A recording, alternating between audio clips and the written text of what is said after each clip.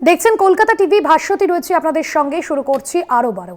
ফের বিস্ফোরক পোস্ট অনুপম হাজরার। একের পর এক নির্বাচনে হার বিজেপির। বিধানসভা উপনির্বাচনেও মুখ থুবড়ে পড়ে বিজেপি। দলকে কটাক্ষ করে বিস্ফোরক পোস্ট বিজেপি নেতা অনুপম হাজরার। বিস্ফোরক পোস্ট অনুপম হাজরার, যেখানে তিনি মন্তব্য করেছেন বিয়ে বাড়ি বা শ্রাদ্ধ বাড়ি যেখানেই যান বিজেপিকে মিসড কল দিয়ে যান, যাতে নির্বাচনে না জিতলেও চলবে, তবে নিজেদের পথটা বাঁচবে। দলকে কটাক্ষ করে সোশ্যাল মিডিয়ায় পোস্ট অনুপম হাজরার। বিধানসভা নির্বাচনেও রাজ্যে মুখ থুবড়ে পড়েছে বিজেপি। তৃণমূল 6-0 ব্যবধানে জয়লাভ করেছে এবং এরপরেই সরাসরি বিজেপিকে কটাক্ষ করে যে পোস্ট, বিস্ফোরক পোস্ট অনুপম হাজরার, দলকে কটাক্ষ করে বিস্ফোরক পোস্ট করেছেন বিজেপি নেতা অনুপম হাজরা। ফেসবুক পোস্টে তিনি উল্লেখ করেছেন বিয়ে বাড়ি থেকে শ্রাদ্ধ বাড়ি যেখানেই যান বিজেপিকে মিসড কল দিয়ে যান, যাতে নির্বাচনে না জিতলেও চলবে, তবে নিজেদের পথটা বাঁচবে। দলকে কটাক্ষ করে সোশ্যাল মিডিয়ায় পোস্ট করেছেন বিজেপি নেতা অনুপম হাজরা। এর আগেও আমরা দেখেছি অনুপম হাজরা তিনি দলের বিরুদ্ধে একাধিক বেসুরো মন্তব্য করেছেন। এবার সরাসরি ফেসবুক পোস্টে বিস্ফোরক মন্তব্য করলেন তিনি। বিশেষ প্রতিনিধি অঞ্জন রায় রয়েছেন আমাদের সঙ্গে ফোন লাইনে। অঞ্জন দা, অনুপম হাজরার যে পোস্ট ঠিক কতটা তাৎপর্যপূর্ণ এবং দলকে কটাক্ষ করেছেন তিনি? দেখো, অনুপম হাজরা প্রাক্তন সংসদ। বিজেপির এই উপনির্বাচনে রেজাল্ট বেরোনোর পর বিজেপির দলের যে হতাশার চিত্র বেরিয়ে এসছে প্রাক্তন সংসদের পোস্টগুলো থেকে বোঝা যাচ্ছে। তুমি জানো যে গতকালই রেজাল্ট বেরোনোর পর দিলীপ ঘোষের যারা ফ্যান ফলোয়ার আছে তারা সোশ্যাল মিডিয়ায় পোস্ট করতে শুরু করে দিয়েছেন এবং দিলীপ ঘোষকে সভাপতি হিসাবে চাই দাবি তুলছেন। ফলে সব মিলিয়ে কিন্তু বিজেপিতে একটা দামাদল শুরু হয়েছে। একটা প্রধান বিরোধী দল, যে দলের কোনো মানুষের স্বার্থে কোনো সরকার বিরোধী আন্দোলন নেই, কার্যত বিরোধী দল হিসাবে মানুষের কথাও সেভাবে হয় না। ফলে স্বাভাবিকভাবেই দলীয় কর্মীদের মধ্যে হতাশার সৃষ্টি হয়েছে এবারে নির্বাচন ফলাফল দেখে। তারই কিছু কিছু টুকরো টুকরো বহিঃপ্রকাশ করছে এই সোশ্যাল মিডিয়ায়। নিঃসন্দেহে এই মুহূর্তে দাঁড়িয়ে যখন রাজ্য সভাপতি কে হবে একটা বিতর্ক চলছে, অনেকগুলো নাম ভেসে আসছে, সেখানে দাঁড়িয়ে অনুপম হাজরা, দিলীপ ঘোষের অনুগামীদের এই ধরনের পোস্ট নিঃসন্দেহে রাজ্য নেতৃত্বকে বিপাকে ফেলছে। একসঙ্গে সবাই চলার যে নীতি বিজেপির, তাকে এই রাজ্যে বারবার লঙ্ঘিত হচ্ছে। এই পোস্টগুলো দেখেই বোঝা যাচ্ছে এবং এই ক্ষোভগুলো কার্যত উগড়ে দিচ্ছেন কর্মীরা, সমর্থকরা, প্রাক্তন নেতারা। অনুপম হাজরার সেই পোস্টটা কিন্তু তাই বলতে পারো। ফলে কিভাবে এই পরিস্থিতি সামাল দেবেন সেটা কেন্দ্রীয় নেতৃত্ব বলতে পারবেন, কিন্তু যিনি নতুন সভাপতি হবেন তার কাছে কিন্তু দলের এই মানুষগুলোর ক্ষোভ, নতুন পুরনোদের একসঙ্গে নিয়ে চলার যে সংকল্প বিজেপি, সেটা একটা চ্যালেঞ্জ হিসাবে তার কাছে থাকবে। যেহেতু আর 1.5 বছর পর বিধানসভা নির্বাচনে রাজ্যের, ফলে স্বাভাবিকভাবে দলকে সেই জায়গায় পৌঁছে নিয়ে যাওয়ার জন্য দলের যিনি নতুন সভাপতি থাকবেন তার কাছে একটা বড় চ্যালেঞ্জ থাকবে। এবং এই সব মানুষগুলো যারা ক্ষোভ উঠে দিচ্ছেন, বসে থাকছিলেন, তাদেরকে সঙ্গে নিয়ে চলাও তার কাছে একটা বড় চ্যালেঞ্জ থাকবে। ধন্যবাদ অঞ্জন দা আপনাকে। বিশেষ প্রতিনিধি অঞ্জন রায় ছিলেন আমাদের সঙ্গে ফোন লাইনে। ফের বিস্ফোরক পোস্ট করেছেন অনুপম হাজরা এবং যেখানে এর আগেও অনুপম হাজরা বিজেপি নেতা, বোলপুরের বিজেপি নেতা অনুপম হাজরাকে নানান বিতর্কিত মন্তব্য করতে শোনা যায়। একাধিক সময় তিনি ফেসবুক পোস্ট থেকে সোশ্যাল মিডিয়ায় দলের বিরুদ্ধে একাধিক বিষয়ে ক্ষোভ উগরে দেন এবং এর জন্য কিন্তু তার সঙ্গে দলীয় যে নেতৃত্বের যে দূরত্ব এবং দলের যে শীর্ষ নেতৃত্বের দূরত্ব তা তৈরি হয় এবং সম্প্রতি কেন্দ্রীয় সম্পাদকের পদও, বিজেপির কেন্দ্রীয় সম্পাদকের পদও তিনি খুইয়েছেন এবং তারপরেও তার একের পর এক ফেসবুক পোস্ট আবারও নতুন করে বিতর্ক তৈরি করল। একের পর এক নির্বাচনে হার বিজেপির, উপনির্বাচনেও পরাজিত বিজেপি, বঙ্গ বিজেপির হার নিয়ে কটাক্ষ বিজেপি নেতা অনুপম হাজরার। বিধানসভা উপনির্বাচনেও মুখ থুবড়ে পড়েছে বিজেপি। সোশ্যাল মিডিয়ায় পোস্ট করেছেন বিজেপি নেতা অনুপম হাজরা এবং বিস্ফোরক পোস্ট বিজেপি নেতা অনুপম হাজরার।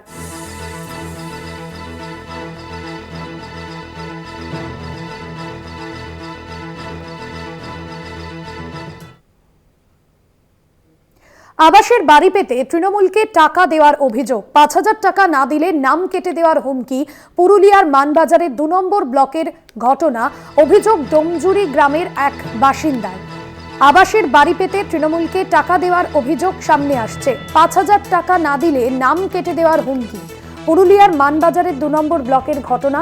অভিযোগ ডোমজুরি গ্রামের এক বাসিন্দাদের। পুরুলিয়ার মানবাজারে আবাস যোজনায় দুর্নীতির অভিযোগ সামনে আসছে। ৫,০০০ টাকা তৃণমূলকে না দিলে নাম কেটে দেওয়ার হুমকি সামনে আসছে।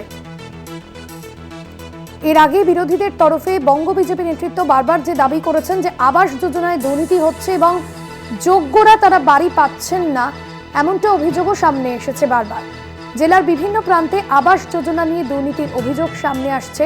আর এবার তৃণমূলকে ৫,০০০ টাকা না দিলে নাম কেটে দেওয়া হবে বলে এমনটাই হুমকি দেওয়া হয়েছে এবং স্থানীয় একজন বাসিন্দা তিনি এমনটাই অভিযোগ করেছেন। পুরুলিয়ার মানবাজারের ঘটনা এবং যেখানে ২ নম্বর ব্লকের এক বাসিন্দা এমনটাই অভিযোগ এনেছেন।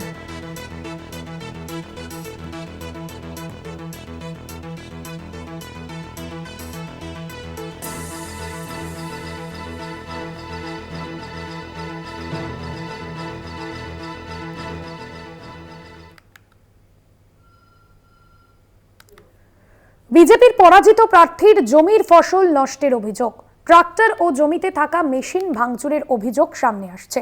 তৃণমূল আশ্রিত দুষ্কৃতীদের বিরুদ্ধে এই অভিযোগ উত্তর ২৪ পরগনার হারোয়া বিধানসভার সদরপুরের ঘটনা।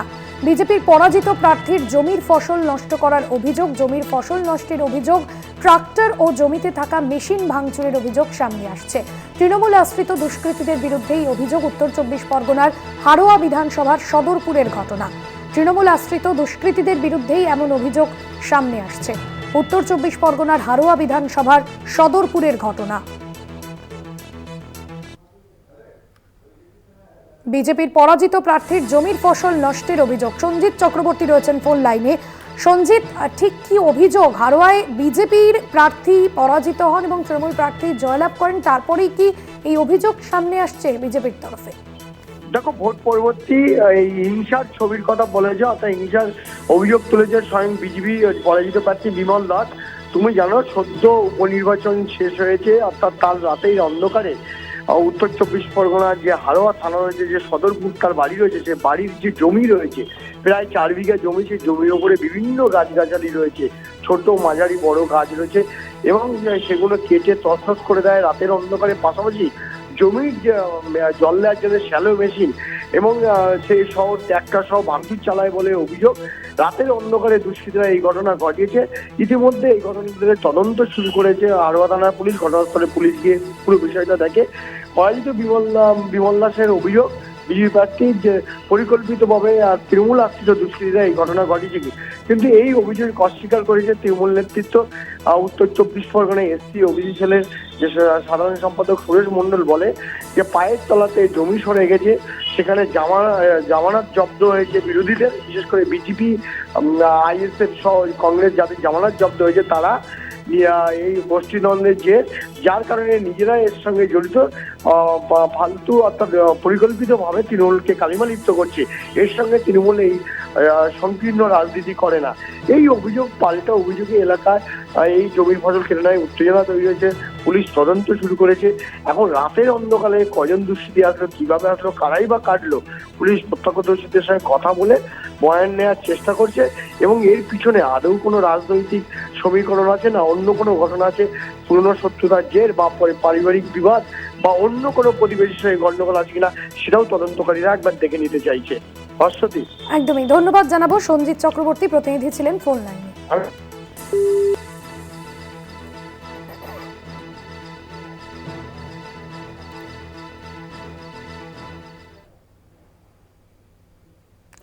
২৪ ঘন্টা নিখোঁজ থাকার পর ৫ বছরের শিশুর দেহ উদ্ধার। বাড়ির বাথরুম থেকে শিশুর দেহ উদ্ধার। হুগলির গুপ্তিপাড়ার বাধাগাছির ঘটনা। ঘটনাস্থলে বলাগড় থানার পুলিশ। ২৪ ঘন্টা নিখোঁজ থাকার পর ৫ বছরের শিশুর দেহ উদ্ধার। বলাগড় থানার পুলিশ এসে দেহ উদ্ধার করে। বাড়ির বাথরুম থেকে শিশুর দেহ উদ্ধার করা হয়েছে। হুগলির ঘটনা, নিখোঁজ থাকার পর ৫ বছরের শিশুর দেহ উদ্ধার। হুগলির গুপ্তিপাড়ার ঘটনা। ২৪ ঘন্টা নিখোঁজ থাকার পর ৫ বছরের শিশুর দেহ উদ্ধার। গোটা ঘটনার তদন্ত শুরু করেছে পুলিশ এবং তারই মাঝে পরিবারের লোকজন তারা যথেষ্টই চিন্তিত ছিলেন। ৫ বছরের শিশুর দেহ উদ্ধার ঘিরে চাঞ্চল্য তৈরি হয়েছে এবং ইতিমধ্যেই সেখানে পুলিশ কুকুর নিয়ে যাওয়া হয়েছে। ঠিক কিভাবে ওই শিশু ওই বাথরুমে এলো, এই বিষয়ে খতিয়ে দেখা হচ্ছে। হুগলির গুপ্তিপাড়ার ঘটনা, বাথরুম থেকে 5 বছরের শিশুর দেহ উদ্ধারের ঘটনায় চাঞ্চল্য, পরিবারের শোকের ছায়া। ঘটনাস্থলে বলাগড় থানার পুলিশ এবং স্থানীয় বাসিন্দারা তারাও যথেষ্ট চিন্তিত কিভাবে এই ঘটনা ঘটল, এবং পুলিশ গিয়ে পরিস্থিতি নিয়ন্ত্রণে আনার চেষ্টা করছে। এবং এই মুহূর্তে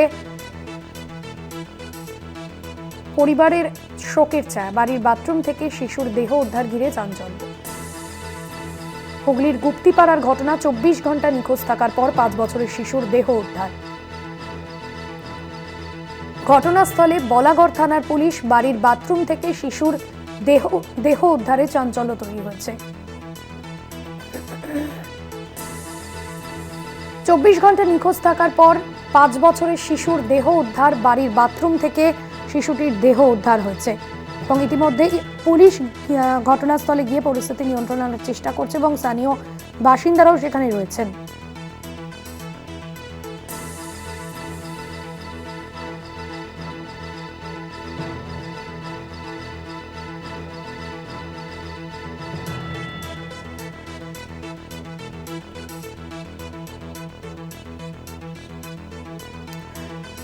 দেবেশ চক্রবর্তী রয়েছেন ফোন লাইনে। দেবেশ, কি জানা যাচ্ছে পুলিশ সূত্রে, এখনো পর্যন্ত কি জানতে পারছো এই বিষয়ে?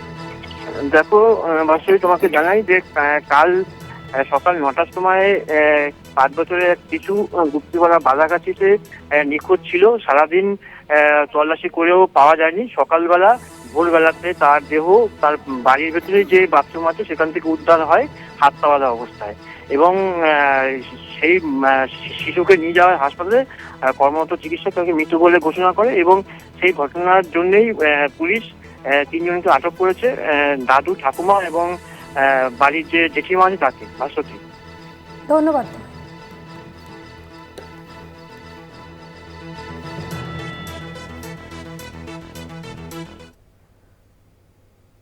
প্রাথমিক নিয়োগ দুর্নীতি কাণ্ডে গ্রেফতার হওয়া কুন্তল ঘোষ ও গোপাল দলপতির মুখে শোনা গিয়েছিল বিভাস অধিকারীর নাম।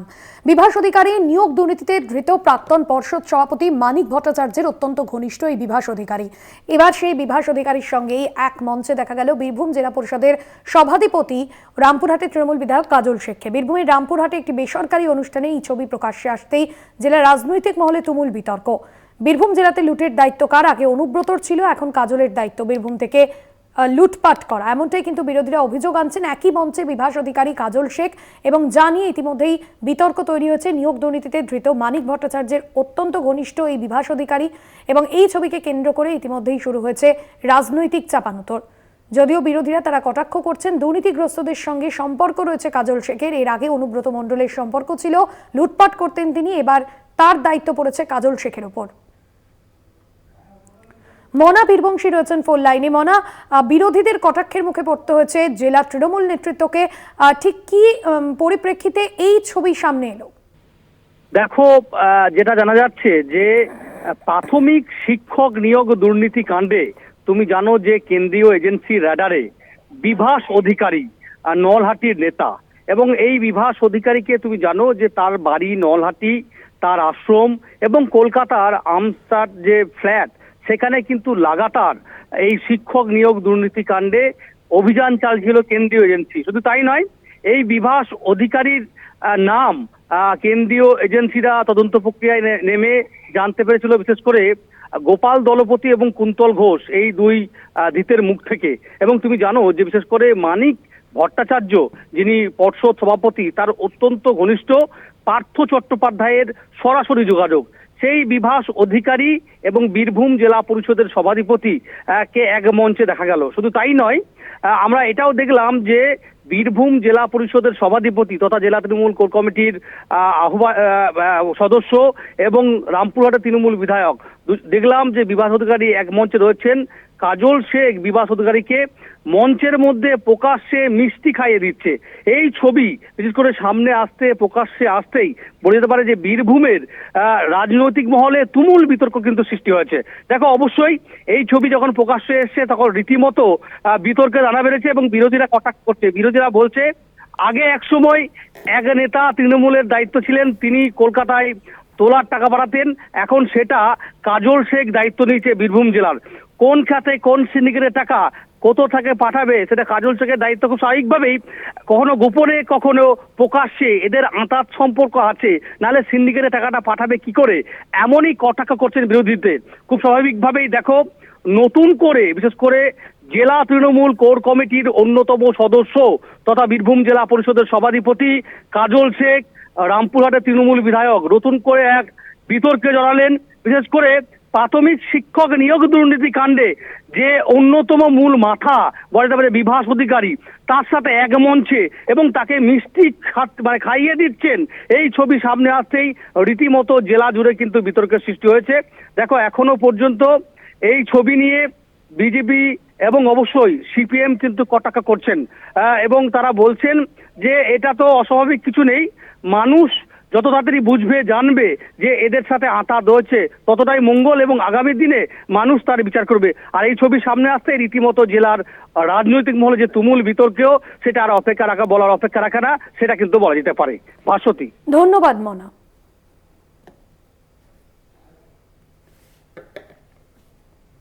অনুব্রত মণ্ডলের অ্যাবসেন্সে আরেকজন নেতা হয়েছেন শেখ কাজল শেখ। এখন তাদের মধ্যে টানাটানি চলছে, এটা আমরা জনগণকে দেখানোর জন্য টানাটানি চলছে। এখানে বুঝতে পারা যায় যে একদম যে তৃণমূল দুর্নীতিগ্রস্ত। আগে আমাদের মাননীয় তো বলেই দিয়েছিলেন 70-30, দ্যাট মিন 70% যা টাকা তুলবে সিন্ডিকেট রাজ থেকে, বা শিক্ষা হোক, বালি হোক, কয়লা হোক, যেখান থেকে তুলো না কেন সেখান থেকে 70% টাকা পাঠাতেই হবে এবং প্রতি মাসেই পাঠাতে হবে। এটা একদম নির্দিষ্ট করা আছে। আগে আমাদের যখন অনুব্রত দা ছিলেন তখন তিনি পাঠাতেন, এখন অনুব্রত দা বাড়ত, এখন কাজল শেখ হয়েছে এখানকার সভাধিপতি, সুতরাং তাকে টাকা পাঠাতেই হবে। এটা তো একদম মানে দুবসত্য। ফের সোদপুরে শ্লীলতাহানির অভিযোগ, পানিহাটি পুরসভার 21 নম্বর ওয়ার্ডের ঘটনা। ঘুমের ওষুধ খাইয়ে যুবতীকে শ্লীলতাহানির অভিযোগ সামনে আসছে। শাস্তির দাবিতে বিক্ষোভ দেখাতে থাকেন মহিলারা। যুবতীকে শ্লীলতাহানির অভিযোগ, ঘুমের ওষুধ খাইয়ে পানিহাটি পুরসভার 21 নম্বর ওয়ার্ডের ঘটনা। সোদপুরে যুবতীকে শ্লীলতাহানির অভিযোগ, পানিহাটি পুরসভার 21 নম্বর ওয়ার্ডের ঘটনা। ঘুমের ওষুধ খাইয়ে যুবতীকে শ্লীলতাহানি করা হয়, এমনটাই অভিযোগ করা হচ্ছে। ইতিমধ্যেই শাস্তির দাবিতে পথে নেমে বিক্ষোভ দেখাচ্ছেন মহিলারা। ঘুমের ওষুধ খাইয়ে যুবতীকে শ্লীলতাহানির অভিযোগ। গোটা ঘটনার ইতিমধ্যেই তদন্ত শুরু করেছে ঘোলা থানার পুলিশ। শাস্তির দাবিতে বিক্ষোভ মহিলাদের। জয়ন্ত মজুমদার রয়েছেন ফোন লাইনে। জয়ন্ত, অভিযুক্তদের কি এখনো পর্যন্ত কোন রকম তাদের বিরুদ্ধে ব্যবস্থা নেওয়া হয়েছে? দেখো, ইতিমধ্যেই তোমাকে যদি বলে রাখি যে ঘোলা থানার পুলিশ কিন্তু গোটা তদন্ত বিষয়টির উপর তদন্ত করছে, এবং যেমনটা পানিহাটির বিধায়ককে বলতে শোনা গিয়েছে যে মহিলাদের উপর এই ধরনের কোনো ঘটনা ঘটে থাকে এবং এই অভিযোগের ভিত্তিতে যদি যাচাই করে দেখা যায় এই ধরনের সত্যি ঘটনা হয়েছে, তাহলে যেন পুলিশ কঠোর থেকে কঠোরতম পদক্ষেপ নেয়। ঠিক ঘোলা থানার পুলিশ একই রকম ভাবে কিন্তু তাদের তদন্ত প্রক্রিয়া চালাচ্ছে এবং এখনো পর্যন্ত কিন্তু সেই অর্থে কিন্তু কাউকে আটক করা বা কোন রকম ভাবে গ্রেফতার করা এখনো পর্যন্ত হয়নি। তবে ঘোলা থানার পুলিশ গোটা বিষয়টির উপরে কিন্তু আলোকপাত করেছে বা কর্ণপাত দিয়েছে এবং গোটা বিষয়টি যাতে কোন রকম ভাবে দোষীরা যাতে ছাড়া না পায়, বা যদি কেউ দোষ করে থাকে প্রকৃতপক্ষে তিনি যেন কঠোর থেকে কঠোরতম শাস্তি পায়, এই বিষয়টির উপর বিশেষ নজরদারি দিচ্ছে ঘোলা থানার পুলিশ প্রশাসন। ভাস্বতী, ধন্যবাদ তোমার। জয়ন্ত মজুমদার প্রতিনিধি ছিলেন ফোন লাইনে। সোদপুরে শ্লীলতাহানির অভিযোগ সামনে আসছে এবং এ বিষয়ে বিক্ষোভ দেখাতে থাকেন মহিলারা। পানিহাটি পুরসভার 21 নম্বর ওয়ার্ডের ঘটনা।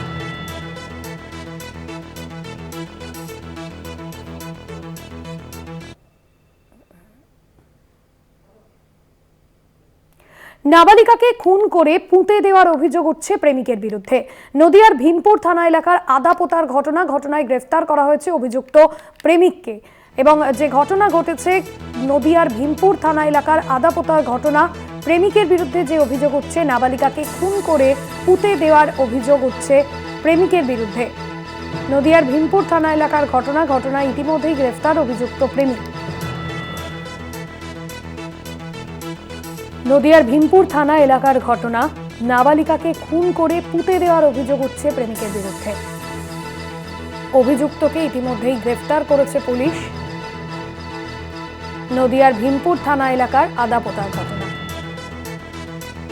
নাবালিকাকে খুন করে পুঁতে দেওয়ার অভিযোগ সামনে আসছে। প্রেমিকের বিরুদ্ধে এই অভিযোগ। নদিয়ার ভীমপুর থানা এলাকার ঘটনা।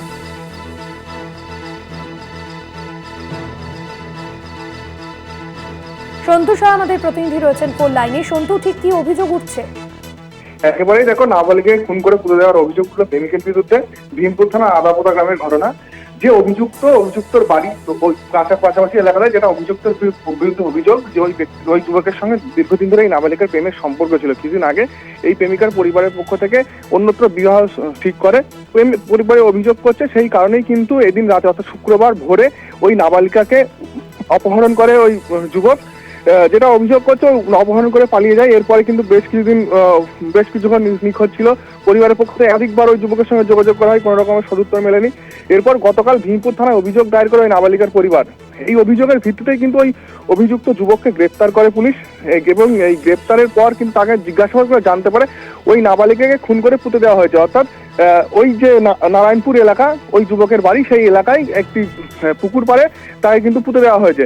এরপরে পুলিশ কিন্তু ওই যুবককে গ্রেপ্তারের পর আজ তাকে আদালতে তোলা হবে। আদালতের নির্দেশ অনুযায়ী কিন্তু ওই নাবালিকার যে দেহ, সেই দেহ উদ্ধার করা হবে এবং উদ্ধার করে ময়নাতদন্ত পাঠানো হবে। কিভাবে খুন করা হলো পরে কিন্তু স্পষ্ট হবে। যেমনটা এখনো পর্যন্ত আমরা সূত্র মারফত জানতে পারছি, ওই নাবালিকাকে নিয়ে যখন পালিয়ে যাচ্ছিল সেই সময় একটি খাল পার হওয়ার সময় যে নৌকায় করে পার হচ্ছিল সেটা কোনো কারণবশত ডুবে যায়, এবং সেখানেই কিন্তু ওই নাবালিকার মৃত্যু হয়। এখনো পর্যন্ত আমরা সূত্র মারফত এমনটাই জানা যাচ্ছে। তবে কি কারণে, সম্পূর্ণ খুন নাকি কোনো দুর্ঘটনা, সম্পূর্ণ বিষয়টা কিন্তু স্পষ্ট হবে। ওই যুবককে আজ আদালতে তোলার পর তাকে পুলিশ হেফাজতে নিয়ে জিজ্ঞাসাবাদ করা হবে। জিজ্ঞাসাবাদ করলে কিন্তু সম্পূর্ণ বিষয় স্পষ্ট হবে। পাশের দিন ধন্যবাদ। তো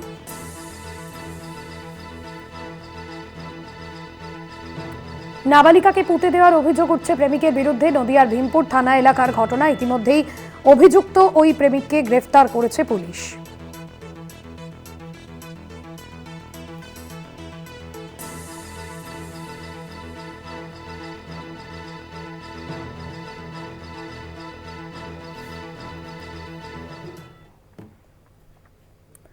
বাংলা ঝাড়খণ্ড সীমান্তে পরিত্যক্ত বাড়ি থেকে আগ্নেয়াস্ত্র উদ্ধার, 10টি বন্দুক, 54টি কার্তুজ সহ 2 রাজ্য পুলিশের স্পেশাল টাস্ক ফোর্স উদ্ধার করে। রাজ্য পুলিশের স্পেশাল টাস্ক ফোর্স উদ্ধার করে এবং গ্রেফতার করা হচ্ছে 2 জনকে।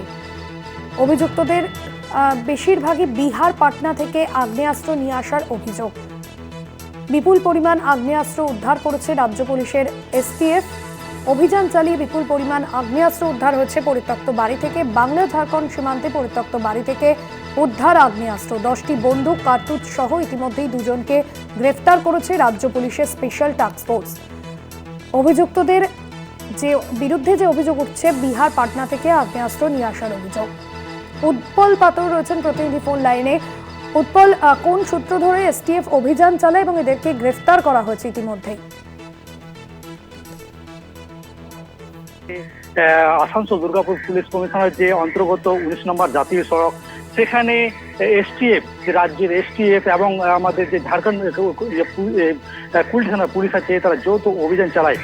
কারণ দেখা গিয়েছে কয়েকদিন আগে রাজ্যের মুখ্যমন্ত্রী মমতা বন্দ্যোপাধ্যায় কড়া নির্দেশ দিয়েছে যে কোনো মতে অবৈধ বালি, কয়লা, লোহা এসবে যারা করছে তাদেরকে চিহ্নিত করতে হবে এবং করতে হবে। সেই তৎপরতায় গতকাল রাতে এসটিএফ এর তারা অভিযান চালায় এবং সেই এখান থেকে যে ঝাড়খণ্ড থেকে 2 জন আসছিলেন তাদেরকে অ্যারেস্ট করে এবং তাদের কাছ থেকে 54টি কার্তুজ এবং 10টি বন্দুক উদ্ধার করে এই এসটিএফ এবং কুলটি থানার পুলিশ তাদেরকে কুলটি থানার পুলিশ হাতে তুলে দেয় এবং আজকে তাদেরকে আসানসোল আদালতে তোলা হয়।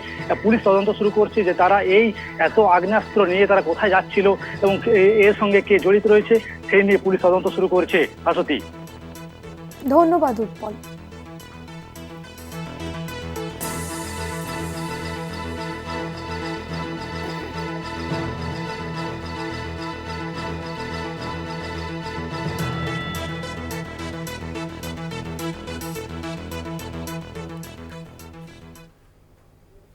বাসগাড়ির সংঘর্ষে আহত অন্তত 10 জন। মেটেলি শামসিং রাজ্য সড়কে দুর্ঘটনা, আহতরা মঙ্গলবাড়ি গ্রামীণ হাসপাতালে ভর্তি। পথ দুর্ঘটনায় আহত হচ্ছেন 10 জন। মেটেলি শামসিং রাজ্য সড়কে দুর্ঘটনা, বাসগাড়ির সংঘর্ষে আহত 10 জন। মেটেলি শামসিং রাজ্য সড়কে দুর্ঘটনা ঘটে। সাত সকালে দুর্ঘটনা, মূলত কুয়াশার জেরে এই দুর্ঘটনা এমনটাই মনে করা হচ্ছে। আহতরা গ্রামীণ হাসপাতালে ভর্তি। মঙ্গলবাড়ি গ্রামীণ হাসপাতালে ভর্তি রয়েছেন আহতরা। কৌস্তব ভৌমিক প্রতিনিধি রয়েছেন ফোন লাইনে। কৌস্তব, আহতরা এই মুহূর্তে কেমন আছেন, কিভাবে ঘটলো এই দুর্ঘটনা? দেখো ভাস্বতী, এখনো পর্যন্ত যে জানা যাচ্ছে যারা আহত হয়েছেন তারা কিন্তু প্রত্যেকেরই অবস্থা স্থিতিশীল। তোমাকে জানিয়ে রাখবো যে আজ সকালে মেটেলিক থেকে যে সামসিংগামী রাজ্য সড়ক রয়েছে, সেই রাজ্য সড়ক দিয়ে একটি সবজি বোঝাই পিকআপ ভ্যান যাচ্ছিল এবং উল্টো দিক থেকে একটি যাত্রীবাহী বাস আসে। যেহেতু রাস্তাটা অনেকটাই সংকীর্ণ, এই কারণে যেটা মনে করা হচ্ছে দুটো গাড়ি কোনোভাবে মুখোমুখি চলে আসে এবং দুটো গাড়ির মধ্যে সংঘর্ষ হয় এবং একটি গাড়ি কিন্তু রাস্তার পাশে পড়ে যায়। এবং যারা স্থানীয়রা ছিলেন তারা মেটেলি থানায় খবর দেয় এবং স্থানীয়রা অন্য একটি গাড়িতে করে আহতদের সকলকে উদ্ধার করে মঙ্গলবাড়ি যে গ্রামীণ হাসপাতাল রয়েছে চালসা সেখানে পাঠায় এবং সেখানে তাদের চিকিৎসা চলছে। শেষ খবর পাওয়া পর্যন্ত এটি জানা যাচ্ছে। এবং কিভাবে দুর্ঘটনা হয়েছে সেটা কিন্তু জানার চেষ্টা করছে পুলিশ এবং যে গাড়ি দুটি ছিল দুর্ঘটনাগ্রস্ত সেগুলোকে উদ্ধার করা হয়েছে। যেটি প্রাথমিকভাবে মনে করা হচ্ছে যেহেতু রাস্তা এই যে রাস্তাটা রয়েছে আচার্যক সেটা অনেকটাই সংকীর্ণ এবং এটা কিন্তু পাহাড়ি রাস্তা এবং পাশাপাশি তোমাকে বলে রাখবো যে রাস্তায় অনেক তীক্ষ্ণ বাঁক রয়েছে, কাজেই কোনো অতিরিক্ত গতির জন্য দুর্ঘটনা না নিয়ন্ত্রণহীন দুর্ঘটনা সমস্ত কিন্তু পুলিশ খতিয়ে দেখছে। তবে শেষ খবর পাওয়া পর্যন্ত যারা আহত হয়েছিলেন তারা কিন্তু প্রত্যেকে স্থিতিশীল রয়েছে। ভাস্বতী, ধন্যবাদ তোমায়।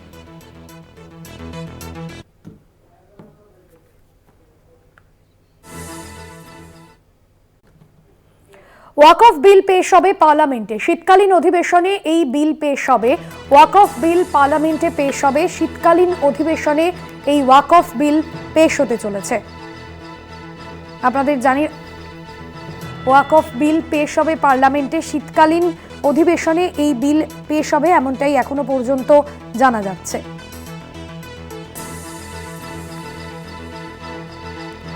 আগামী সোমবার থেকে অধিবেশন আগামীকাল থেকে শুরু হচ্ছে এবং তার আগেই সর্বদলীয় যে বৈঠক সেই বৈঠকেই সিদ্ধান্ত নেওয়া হচ্ছে।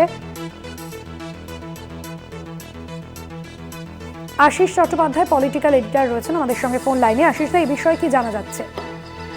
দেখো, এখনো পর্যন্ত জানা যাচ্ছে যে অধিবেশন শুরু হতে চলেছে সংসদের, তার যে কার্য বিবরণী লিস্ট, কি কি বিল পেশ করা হবে ইত্যাদি, তার মধ্যে 9 নম্বরে রয়েছে ওয়াকফ বিল। ওয়াকফ বিল পেশ হতে চলেছে সংসদে। এটা এই আমরা জানি যে ওয়াকফ বিল নিয়ে নানা রকম বিতর্ক চলছে দেশের মধ্যে। এমনকি এ নিয়ে সংসদীয় কমিটিতে যখন আলোচনা হচ্ছিল তখনও সেখানে দারুণ বিতর্ক এবং নানা রকম ঘটনা ঘটে সেখানে। আমরা তখন দেখেছিলাম যে কল্যাণ বন্দ্যোপাধ্যায় গ্লাস ভেঙে ছুড়ে দিয়েছেন জগদম্বিকা পাল, যিনি ওই কমিটির চেয়ারম্যান, তার দিকে এইরকম অভিযোগ উঠেছিল এবং সে কারণে কল্যাণবাবুকে একদিনের জন্য সাসপেন্ডও করা হয়েছিল। কিন্তু তারপরেও সেই বিতর্ক থামেনি, বিতর্ক চলছে। মুসলিমদের অনেক সংগঠনের পক্ষ থেকে বলা হচ্ছে যে প্রতিপক্ষে জোর করে এইরকম একটা ওয়াকফ বিল পেশ করা হচ্ছে, যার মূল উদ্দেশ্য হচ্ছে ওয়াকফ থেকে তাদের যে সম্পত্তি তার নিয়ন্ত্রণের ক্ষমতা সরকারের হাতে নিয়ে নেওয়া। কিন্তু এই ওয়াকফ বিল পেশ করার পরে আশঙ্কা করা হচ্ছে যে সংসদে খুবই বিতর্ক হবে এই নিয়ে। বিরোধী পক্ষ হয়তো এই বিল গ্রহণ করার বিষয়ে আপত্তি জানাবে। গুরুত্ব দিয়ে আরো আলোচনার জন্য। আশিস দা, আপনার কথা স্পষ্ট হচ্ছে না, যদি স্থান পরিবর্তন করে কথা বলা সম্ভব হয়। দেখো, এই বিলটা বিতর্ক চলে এখন পার্লামেন্টে 9 নম্বর লিস্টে 9 নম্বর জায়গায় রয়েছে ওয়াকফ বিল পেশ। সেই বিল পেশ করা হলে বিরোধী পক্ষ হয়তো আপত্তি জানাবেন, সম্ভবত তা নিয়ে সংসদের বিতর্কে ঝড় উঠতে পারে এবং সেক্ষেত্রে আরো বিচার বিবেচনার জন্য ওয়াকফ বিলকে একটি গরিষ্ঠতার জেরে ওয়াকফ বিল পাস করানো হবে, সেটার দিকেই এখন পর্যবেক্ষক মহল তাকিয়ে আছে। বলা যেতে পারে ওয়াকফ সম্পত্তি এবং ওয়াকফের ওপরে সরকারি নিয়ন্ত্রণ কায়েম করাই এই বিলের উদ্দেশ্য। আর সেটাই অনেক সংখ্যালঘু সংগঠন সহ অনেক। একদমই ধন্যবাদ জানাবো আপনাকে। পলিটিক্যাল এডিটর আশিস চট্টোপাধ্যায় ছিলেন ফোন লাইনে।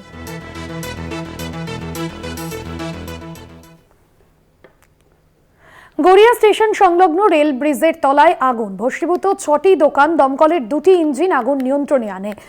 গড়িয়ায় দুটি যে দোকানে রেল ব্রিজ সংলগ্ন, গড়িয়া স্টেশন সংলগ্ন রেল ব্রিজের তলায় আগুন লেগেছে এবং ভস্মীভূত 6টি দোকান। দমকলের 2টি ইঞ্জিন আগুন নিয়ন্ত্রণে আনে। গড়িয়াতে সাত সকালে অগ্নিকাণ্ডের ঘটনা, দমকলের 2টি ইঞ্জিন গিয়ে আগুন নিয়ন্ত্রণে আনে।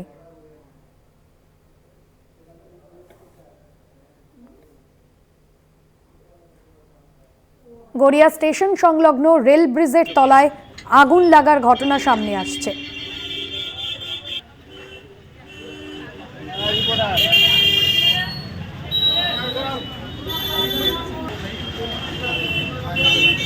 সুখদেব দে প্রতিনিধি রয়েছেন ফোন লাইনে। সুখদেব, ঠিক কি ভাবে লাগলো এই আগুন এবং এখনো পর্যন্ত কি জানা যাচ্ছে পুরোপুরিভাবে আগুন নিয়ন্ত্রণে এসেছে? হ্যাঁ দেখো ভাস্বতী, ইতিমধ্যেই কিন্তু দুটো দমকলের ইঞ্জিনের তৎপরতায় কিন্তু ইতিমধ্যেই আগুন নিয়ন্ত্রণে আনা গেছে। তবে গভীর ভোর রাতের দিকে কিন্তু এই আগুন লাগে বলে এই স্থানীয় যারা প্রত্যক্ষদর্শীরা যারা জানাচ্ছেন, ওই এলাকাটা এতটাই হিঞ্জি এলাকা, অনেক ভোর থেকে কিন্তু দোকান পাট খুলে যায়, যেহেতু একদম রেল স্টেশন সংলগ্ন। তার নিচেই যে রেল ব্রিজ, সেই রেল ব্রিজের পাশেই কিন্তু প্রায় 6 থেকে 7টি দোকান পুড়ে যায়। পুড়ে দোকানের কিন্তু অবশিষ্ট কিছুই থাকে না।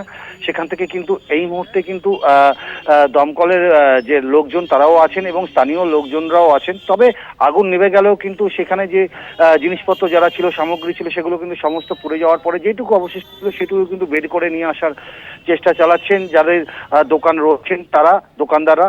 এমনকি এই এলাকায় কিন্তু প্রচুর পরিমাণে যানজট হয়। এর ফলে কিন্তু এই আগুন লাগার ফলে কিন্তু যানজট সৃষ্টি হয়, তার ফলে যান চলাচল একেবারে বন্ধ হয়ে যায়।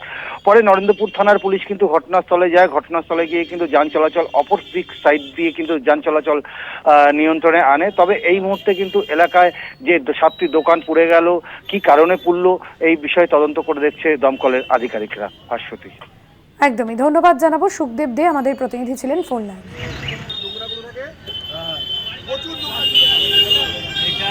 দোকান ছিল, তার সাথে খৈনি দোকান ছিল, খৈনি দোকান।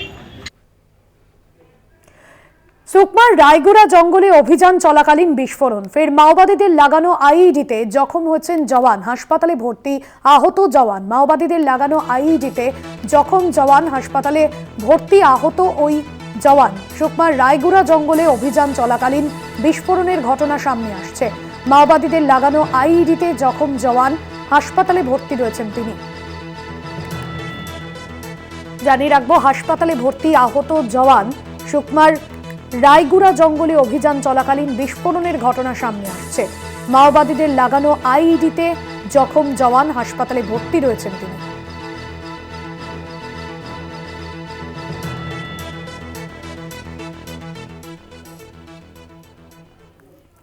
চব্বিশ ঘন্টা নিখোঁজ থাকার পর 5 বছরের শিশুর দেহ উদ্ধার, বাড়ির বাথরুম থেকে শিশুর দেহ উদ্ধার।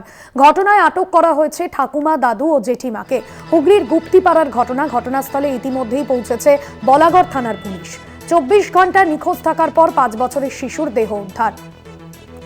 দেবেশ চক্রবর্তী আমাদের প্রতিনিধি রয়েছেন আমাদের সঙ্গে সরাসরি। দেবেশ, কি অভিযোগ সামনে আসছে পরিবারের বিরুদ্ধে এবং ওই শিশুর মা তিনি কি বলছেন, ঠিক কেন এই ঘটনা ঘটলো, পুলিশ প্রাথমিকভাবে কি জানাচ্ছে? দেখো ভাস্বতী, কালকে সকাল 9টার সময় 5 বছরের শিশু স্বর্ণাভ সাহা তার মাকে বলে খেলতে গেছিল এবং খেলতে যাওয়ার পর সে আর বাড়িতে ফেরেনি এবং বাড়িতে না ফেরার পরে অনেক খোঁজাখুঁজি হয়েছে, কিন্তু খোঁজে হওয়ার পর যখন না পাওয়া গেছে তখন পুলিশের দ্বারস্থ হয়েছে পরিবার এবং ঘটনাস্থলে বলাগড় থানার পুলিশ এসছে এবং তদন্ত শুরু করেছে। ড্রোন এনেছে এবং পুলিশ কুকুর এনেছে এখানে, কিন্তু সারা রাত তল্লাশি করার পরও কিন্তু সেই শিশুর খোঁজ পাওয়া যায়নি। আজ সকালবেলা এখানে তার বাড়িতেই একটা বাথরুম আছে, সেই বাথরুম থেকে সেই 5 বছর শিশুর মৃতদেহ উদ্ধার হয় এবং তারপরেই পুলিশ তার শ্বশুর এবং শাশুড়ি এবং জেঠিমায় তাকে আটক করে। এবং আমি ক্যামেরা পার্সনকে বলবো, এই সেই যে বাথরুমে যেখানে পাওয়া গেছিল এবং সেই বাথরুমে এখান থেকে পুলিশ সরাসরি তাকে নিয়ে যাওয়া হয় প্রাথমিক চিকিৎসার জন্য, কিন্তু সেখানে তাকে মৃত বলে ঘোষণা হয় এবং তারপরেই দাদু এবং ঠাকুমা এবং যে জেঠিমা তাকে আটক করে। এখানে একজনকে পেয়ে গেছি, তিনি সকালবেলা ছিলেন এখানে। আমি কি হয়েছিল? এছাড়াও দেখুন, যখন আমরা সারা রাতে এখানে ছিলাম, প্রচুর পুলিশ মোতায়েনও ছিল এখানে, ঠিক আছে। যথারীতি ভোর 5টা নাগাদ একটা কান্নার শোরগোল হয়ে উঠে আসে। তো আমি ঘর থেকে বেরিয়ে আসি, এসে দেখি বাচ্চাটাকে কোলে নিয়ে ওর দিদা ঘরে ঢুকছে, ঠিক আছে। তখন তো কান্নাকাটি, তখন আমি গিয়ে দেখলাম বাচ্চাটাকে, হাত পা মাসাজ করলাম, আমি করলাম, আমার ছেলে করলো, আমার মা করলো, কোন রকমের কোনো সেন্স আসছে না। তারপরে বাচ্চাটা কি করলো, ওর মা প্যান্টটা খুলে দিল, প্যান্টটা খুলে দেওয়ার দাঁড়িয়েছে, দাঁড়ানোর কারণে তো 2-4 ফোঁটা ইস্যু করে দিয়েছে, টয়লেট করে দিয়েছে। তারপরে যখন আস্তে আস্তে দেখছি এইগুলো তো পুরো দাগ, মানে কেউ খুব নৃশংসভাবে মেরেছে। এই পায়ের ধাইগুলোতে খুব মেরেছে, মেরে কালো কালশিটে পড়ে গেছে, ব্ল্যাক স্পট হয়ে গেছে, কারণ রক্ত জমে জমে অনেকটা সময় হয়তো কাজটা করেছে তিনি। আর যিনি করেছেন তিনি পুরো একদম রহস্যজনকভাবেই কাজটা করেছে, ঠিক আছে, খুবই রহস্যজনক। এটা মর্মান্তিক একটা দুর্ঘটনা, এদের কিছু বলার নেই। আর আমার এখানে মানে জাস্ট ভাষাতে আমি ব্যক্ত করতে পারছি না জিনিসগুলো, তাও আমি বলছি। পুরো যখন গেঞ্জির একটা হাইনে গেঞ্জি পরা ছিল বাচ্চাটা, যখন গেঞ্জিটা তুলে দেয়, পুরো এই জায়গাগুলোতে কালো স্পট, ব্ল্যাক স্পট জমে গেছে। মানে বাচ্চাটাকে কোনো গলা টিপে মেরেছে কেউ নৃশংসভাবে। আর এই ঠোঁটগুলো পুরো কালো হয়ে গেছে, দাঁতের মাড়িগুলো যথারীতি বাচ্চাটা কালো হয়ে গেছে, হাতগুলো এরকম ঝুলছে, ঠিক আছে, মানে চোখ মুখ কালশিটে ধরে গেছে বাচ্চাটার, এরকম পরিস্থিতি। এবং বাচ্চাটা খুবই ছোট, খুব ফুটফুটে একটা বাচ্চা, যারই বা ফুটফুটে বাচ্চাকে এরকম যে করেছে, খুবই নৃশংসভাবে কাজটা করেছে এবং প্ল্যান মাফিক কাজটা করা হয়েছে, ঠিক আছে। আগে থেকে ষড়যন্ত্র করা ছিল, কারণ বাচ্চারা 8টা থেকে পাওয়া যাচ্ছে না। তারপরে তো নিশ্চয়ই বাড়ির পাশেই ছিল, বাড়ির ঘরের মধ্যে ছিল, ঘরের ভিতরে, বাড়ির পাশাপাশি কোথাও বাচ্চারা যায় না, বা এখান থেকে বাড়ির পাশে বাউন্ডারি আমি বাড়ির দেখে, তাও ডাকলেও বাচ্চাটা আসে না। তো বাচ্চারা হঠাৎ করে কোথায় চলে গেল, এটা তো ভাবার বিষয় যে বাচ্চারা কোথায় চলে গেল। বাড়ির লোক ছাড়া তো অন্য কেউ জানবে না এটা, আমরা পাশে কেউ জানার নেই এগুলো এখানে। শুনতে পেরে ভাস্বতী যেটা বলছে যে বাড়িরই কেউ হয়তো এর সঙ্গে জড়িত আছে, এবং পুলিশ তদন্ত চালাচ্ছে। যত তাড়াতাড়ি সম্ভব পুলিশ সেটা উদ্বোধন করবে, কিন্তু এখনো সেভাবে কিন্তু বলা যাচ্ছে না যে 3 জনের কি অভিযোগ। ভাস্বতী, ধন্যবাদ জানাবো তোমায়। সরাসরি ছিলেন আমাদের প্রতিনিধি দেবেশ চক্রবর্তী হুগলি থেকে। 24 ঘন্টা নিখোঁজ থাকার পর 5 বছরের শিশুর দেহ উদ্ধার এবং ইতিমধ্যেই ঘটনায় আটক করা হয়েছে পরিবারের সদস্যদের। ঘটনায় আটক ঠাকুমা, দাদু ও জেঠিমা। হুগলির গুপ্তিপাড়ার ঘটনা, বলাগড় থানার পুলিশ গোটা ঘটনার তদন্ত শুরু করেছে।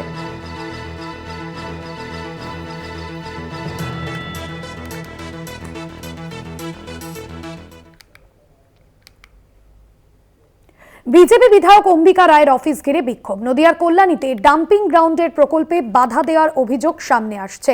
নদিয়ার কল্যাণীতে ডাম্পিং গ্রাউন্ডের প্রকল্পে বাধা দেওয়ার অভিযোগ। অম্বিকা রায়ের অফিস ঘিরে বিক্ষোভ। বিজেপি বিধায়ক অম্বিকা রায়ের অফিস ঘিরে বিক্ষোভ দেখান স্থানীয়রা। নদিয়ার কল্যাণীতে ডাম্পিং গ্রাউন্ডের প্রকল্পে বাধা দেওয়ার অভিযোগ। বিজেপি বিধায়ক অম্বিকা রায়ের অফিস ঘিরে বিক্ষোভ নদিয়ার কল্যাণীতে। আমাদের কল্যাণীর বিধায়ক শ্রী অম্বিকা রায় মানুষ বসবাস করে না, এরকম জায়গায় করার জন্য সেটা সফল হচ্ছে বিভাস চন্দ্র জবাব তোমায় দিতেই হবে। Kalyani solid waste management project বন্ধ করার চক্রান্ত সাধারণ মানুষ রুখবে। সুবল মজুমদার প্রতিনিধি রয়েছেন ফোন লাইনে। সুবল, এর আগেও গত 2 দিন ধরে আমরা দেখেছি যে এখানে ডাম্পিং গ্রাউন্ড তৈরি নিয়ে অশান্ত পরিস্থিতি তৈরি হয়েছিল। আজকের কি আপডেট রয়েছে? দেখো, প্রথমেই বলি, কল্যাণীবাসীর কাছে দীর্ঘদিনের একটা দাবি ছিল যে এই নোংরা যে ডাম্পিং গ্রাউন্ড বা সলিড ম্যানেজমেন্ট প্রজেক্ট তৈরি করে শহরের জঞ্জাল, শহরের বর্জ্য যাতে পরিষ্কার করা যায়, পরিচ্ছন্ন করা যায়। কিন্তু দীর্ঘদিন ধরে এই সমস্যার সমাধান হচ্ছিল না এবং কেন্দ্রীয় নগরোন্নয়ন দপ্তর থেকে কিন্তু কল্যাণী শহরকে নোংরা শহর হিসাবে চিহ্নিতও করা হয়েছিল। কল্যাণীবাসীর অনেকটাই মানে দুঃখ হয়েছিল এই ঘটনায়। তারপরে দীর্ঘদিন পরে এই সমস্যার সমাধান হতে চলেছিল। আর ডিপার্টমেন্টের জমি অধিগ্রহণ করে প্রশাসন কল্যাণী পৌরসভাকে উদ্যোগে সেখানে ডাম্পিং গ্রাউন্ডের কাজ শুরু হয়। দেখা যায় সেখানকার স্থানীয়দের এ কাজে বাধা দেয় এবং বিজেপি বিধায়ক অম্বিকা রায়ও সেখানে উপস্থিত ছিলেন। এবং এই ঘটনার পর পুলিশের উদ্দেশ্যে যেমন ইট বৃষ্টি হয় সাধারণ মানুষ করেন, পাশাপাশি পুলিশও কিন্তু সেখানে লাঠিচার্জ এবং কাঁদানা গ্যাস ছড়েছিল। এরপরে 17 জনকে এখনো কিন্তু গ্রেপ্তার অবস্থায় তারা জেলে রয়েছে, কেউ পুলিশ কাস্টডিতে আছে। এই ঘটনার পর কিন্তু কল্যাণীবাসী, কল্যাণীর নাগরিক এই যে উদ্যোগকে বাধা দেওয়ার অভিযোগ এবং এই বিরুদ্ধে অম্বিকা রায়ের যে অফিস, এমএলএ অফিস, সেখানে তারা বিক্ষোভ দেখায়। তাদের দাবি একটি ভালো কাজ এবং যে কাজটা দীর্ঘদিন ধরে কল্যাণীবাসীর চাহিদা তা পূরণ হতে চলেছে। সেখানে এই অম্বিকা রায় স্টে আছে করার, কোর্টের স্টে অর্ডার আছে বলে বিভিন্নভাবে বাধাদান করার চেষ্টা করছে, সৃষ্টি করছে, এবং তার বিরুদ্ধেই কিন্তু আজকে এই বিক্ষোভ দেখানো হয়েছে এবং বলা হয়েছে যে কল্যাণী বিধায়ক কোনোভাবেই যেন এই যে ডাম্পিং গ্রাউন্ড, যেটা কল্যাণীবাসীর দীর্ঘদিনের চাহিদা যা হতে চলেছে পূরণ, সেটা যেন বাধাপ্রাপ্ত না করে, এই জন্যই কিন্তু তার বাড়ির সামনে আজ বিক্ষোভ দেখায়। ভাস্বতী, ধন্যবাদ সুবল।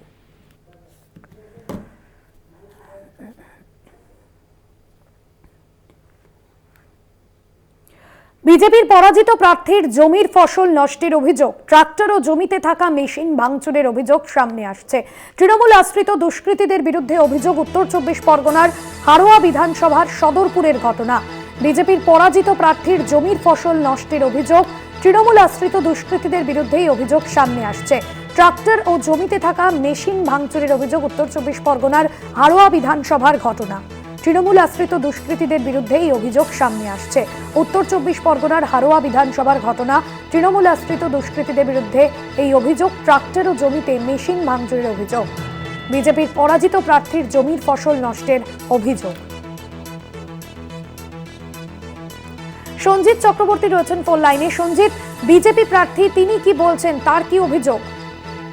দেখো, পরাজিত বিজেপি প্রার্থী হারোয়া বিমল দাস তিনি দাবি করেছেন যে তৃণমূল আশ্রিত দুষ্কৃতীরা রাতের অন্ধকারে তার যে 4 বিঘা জমি রেখেছে, সেখানে আম গাছ ছিল, শাল গাছ ছিল সহ ছোট মাঝারি বড় গাছগুলো ছিল, সেগুলো কেটে টসস করেছে দুষ্কৃতীরা। অন্যদিকে যে জমিতে জল দেওয়ার জন্য শ্যালো মেশিন এবং চাষ করার জন্য ট্র্যাক্টর মেশিন, সেটাও ভাঙচুর করেছে বলে অভিযোগ।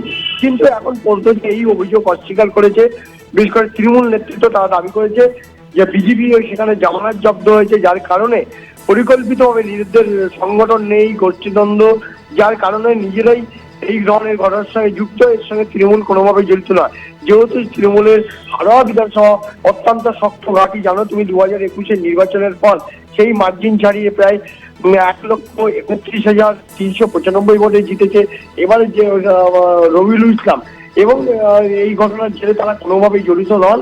তারা পুরো বিষয়টা ইতিমধ্যে তদন্ত শুরু করেছে। হারোয়া থানার পুলিশ ঘটনাস্থলে গিয়ে বিজেপি প্রার্থীর সঙ্গে কথা বলেছেন, পাশাপাশি প্রত্যক্ষ অর্থাৎ স্থানীয় বাসিন্দাদের সঙ্গে কথা বলেছেন। এখন এর পিছনে রাজনৈতিক কারণ আছে, না অন্য কোনো প্রতিবেশীর সঙ্গে গন্ডগোল, না পারিবারিক অশান্তির জের, না পুরনো শত্রুতার জেরে এই গাছগুলো কাটা হলো বা ভাঙচুর করানো, সবটাই তদন্ত রাখছে হারোয়া থানার পুলিশ। এখনো পর্যন্ত বেশ কয়েককে জিজ্ঞাসাবাদ করেছে হারোয়া থানার পুলিশ।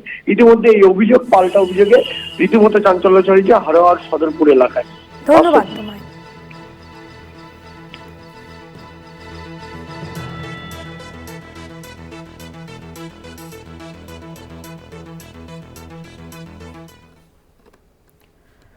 প্রাথমিক নিয়োগ দুর্নীতি কাণ্ডে গ্রেফতার হওয়া কুন্তল ঘোষ ও গোপাল দলপতির মুখে শোনা গিয়েছিল বিভাস অধিকারীর নাম। নিয়োগ দুর্নীতিতে ধৃত প্রাক্তন পর্ষদ সভাপতি মানিক ভট্টাচার্যের অত্যন্ত ঘনিষ্ঠ এই বিভাস অধিকারী, এবার সেই বিভাস অধিকারীর সঙ্গেই একই মঞ্চে দেখা গেল বীরভূম জেলা পরিষদের সভাধিপতি ও রামপুরহাটের তৃণমূল বিধায়ক কাজল শেখকে। বীরভূমের রামপুরহাটে একটি বেসরকারি অনুষ্ঠানে এই ছবি সামনে আসায় বিরোধীদের কটাক্ষের মুখে পড়তে হলো তৃণমূল নেতৃত্বকে। মনা বীরবংশী রয়েছেন ফোন লাইনে। মনা, বিরোধীদের কটাক্ষের ঠিক কি জবাব দিয়েছেন জেলা তৃণমূল নেতৃত্ব? দেখো, এখনো জেলা তৃণমূল নেতৃত্বের তরফ থেকে যে বলা হচ্ছে যে বিভাস অধিকারী তিনি তার পাশে বসে থাকা, তাকে বৃষ্টি খাওয়ানো, এই প্রক্রিয়াটা যে কোথাও অছুত এমনটা নয়, তারা কিন্তু বলছেন। কিন্তু দেখো, যে ছবি মূলত প্রকাশ্য এসছে, কার্যত জেলার রাজনৈতিক মহলে তুমুল বিতর্কে ফেলে দেওয়ার মধ্যে যথেষ্ট। কি ছবিতে দেখছি, বীরভূমের রামপুরহাটে একটি বেসরকারি অনুষ্ঠানে সেখানে দেখতে পাওয়া যাচ্ছে বিভাস অধিকারীকে কাজল শেখ নিজের হাতে মিষ্টি খাইয়ে দিচ্ছেন। এই বিভাস অধিকারী কে, তার পরিচয় কি? বিভাস অধিকারী হচ্ছেন নলহাটি বাড়ি, তার বিরুদ্ধে প্রাথমিক নিয়োগ দুর্নীতি কাণ্ডে রীতিমতো অভিযোগ রয়েছে। তার নলহাটি বাড়ি, তার কলকাতার বাড়ি, ঘন্টার পর ঘন্টা কেন্দ্র এজেন্সি দিয়ে কিন্তু অভিযান চালিয়েছে, রেড করেছে, এবং এই বিভাস অধিকারীর নাম এই তদন্ত প্রক্রিয়ায় করতে গিয়ে কেন্দ্রীয় এজেন্সি বিশেষ করে গোপাল দলপতি এবং কুন্তল ঘোষের মুখের নাম উঠে এসছে। সরাসরি মানিক ভট্টাচার্য পর্ষদ সভাপতির সাথে যোগাযোগ, পার্থ চট্টোপাধ্যায়ের অত্যন্ত ঘনিষ্ঠতা এই বিভাস অধিকারী। সেই বিভাস অধিকারী একটি মঞ্চে সেখানে কাজল শেখ বীরভূম জেলা পরিষদের সভাধিপতি, কোর কমিটির সদস্য, সেখানে রয়েছেন আশিস বন্দ্যোপাধ্যায়। খুব স্বাভাবিকভাবেই তুমুল বিতর্ক উঠে এসছে যে কিভাবে এই ছবি প্রকাশ্যে আসে। দেখো, অবশ্যই বিরোধীরা বলছে, আমরা বিরোধীদের সঙ্গে কথা বলেছিলাম, বিশেষ করে রাজ্যের প্রধান বিরোধী দল বিজেপি বলো, সিপিএম বলো, তারা যেটা বলছে যে একসময় বীরভূমের এই সিন্ডিকেটের টাকা তুলে দেওয়ার দায়িত্ব ছিল অন্যের, এখন সেটা কাজলের কাঁধে পড়েছে। অর্থাৎ কাজলকে কত টাকা কোন সিন্ডিকেট থেকে কোথায় কোথায় পর্ব থেকে তুলতে হবে সেটা তুলে পাঠায় বিরোধীরা কটাক্ষ করছে, এবং তার জন্যই দুর্নীতিগ্রস্ত মানুষদের সাথে কখনো প্রকাশ্যে কখনো গোপনে কাজল শেখ সম্পর্ক রাখছে। সেই কারণেই মূলত এই ছবি, এটা মানুষ সকলেই জেনে গেছে। আগামী দিনে মানুষ ঠিক নির্বাচন করবে এবং এর জবাব মানুষ দেবে। বিরোধীরা রীতিমতো কটাক্ষ করছে। দেখো, অবশ্যই এই ছবি যখন সামনে আসছে, যে বিশেষ করে একই মঞ্চে দেখা যাচ্ছে যে কাজল শেখ তিনি বসে রয়েছেন, তার পাশেই বসে রয়েছেন বিভাস অধিকারী। তুমি বুঝতে পারছো যে বিশেষ করে এই বিভাস অধিকারীকে কলকাতার নিজাম প্যালেসে ডেকেছে, বারবার করে ডেকে তাকে প্রাথমিক শিক্ষক নিয়োগ দুর্নীতিকাণ্ডে, তুমি জানো যে গোটা রাজ্য জুড়ে তোলপাড় হয়েছিল। অসংখ্য যোগ্য প্রার্থী ছেলেমেয়েরা রাজপথে বসেছিল, চোখের জল ফেলেছিল। সেই যে পর্ব, যা এই ঘটনার যে অন্যতম কাণ্ডারি বিভাস অধিকারী, তার সাথে কাজলের এই এক মঞ্চে ছবি, নিজের হাতে কাজল শেখ মিষ্টি খাইয়ে দিচ্ছে। এই ছবি নিয়ে জেলা জুড়ে এখন এই মুহূর্তে দাঁড়িয়ে চূড়ান্ত বিতর্ক, তুমুল একটা আর সমালোচনা পর্যালোচনা শুরু হয়েছে, সেটা কিন্তু বলা যেতে পারে। ভাস্বতী, ধন্যবাদ তোমায়। মনা বীরবংশী প্রতিনিধি ছিলেন ফোন লাইনে। অনুব্রত মণ্ডলের অ্যাবসেন্সে আরেকজন নেতা হয়েছেন সে কাজল শেখ। এখন তাদের মধ্যে টানাটানি চলছে, এটা আমরা জনগণকে দেখানোর জন্য টানাটানি চলছে। এখানে বুঝতে পারা যায় যে একদম যে তৃণমূল দুর্নীতিগ্রস্ত। আগে আমাদের মাননীয় তো বলেই দিয়েছিলেন 70-30, দ্যাট মিনস 70% যা টাকা তুলবে সিন্ডিকেট রাজ থেকে, বা শিক্ষা হোক, বালি হোক, কয়লা হোক, যেখান থেকে তুলো না কেন, সেখান থেকে 70% টাকা পাঠাতেই হবে এবং প্রতি মাসেই পাঠাতে হবে। এটা একদম নির্দিষ্ট করা আছে। আগে আমাদের যখন অনুব্রত দা ছিলেন তখন তিনি পাঠাতেন, এখন অনুব্রত দা প্রাপ্ত, এখন কাজল শেখ হয়েছে এখানকার সভাধিপতি, সুতরাং তাকে টাকা পাঠাতেই হবে। এটা তো একদম একদম মানে দুবো সত্য। আসছে আবহাওয়ার খবরে। দক্ষিণবঙ্গে শীতের আমেজ, আপাতত তাপমাত্রা পরিবর্তনের সম্ভাবনা নেই। কলকাতায় সর্বনিম্ন তাপমাত্রা 17.6 ডিগ্রি সেলসিয়াস। রাজ্যে পরিষ্কার আকাশ, বৃষ্টির কোনো রকম সম্ভাবনা নেই। তবে পশ্চিম বর্ধমান, নদিয়া, মুর্শিদাবাদ, বীরভূমে হালকা কুয়াশার সম্ভাবনা। উত্তরবঙ্গেও হালকা কুয়াশার সম্ভাবনা, এমনটাই আলিপুর আবহাওয়া দপ্তর জানাচ্ছে। তাপমাত্রা পরিবর্তনের কোনো সম্ভাবনা নেই, এমনটাই জানাচ্ছে হাওয়া অফিস।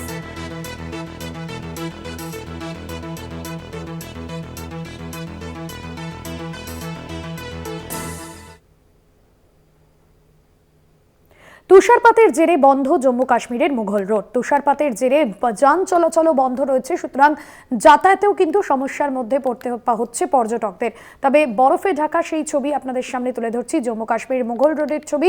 তুষারপাতের জেরে বন্ধ রয়েছে যান চলাচল, যাতায়াতে সমস্যা তৈরি হয়েছে, দেখছেন সেই ছবি। আরো এখন এ পর্যন্তই। দেখতে থাকুন কলকাতা টিভি, রাত দিন 7 দিন।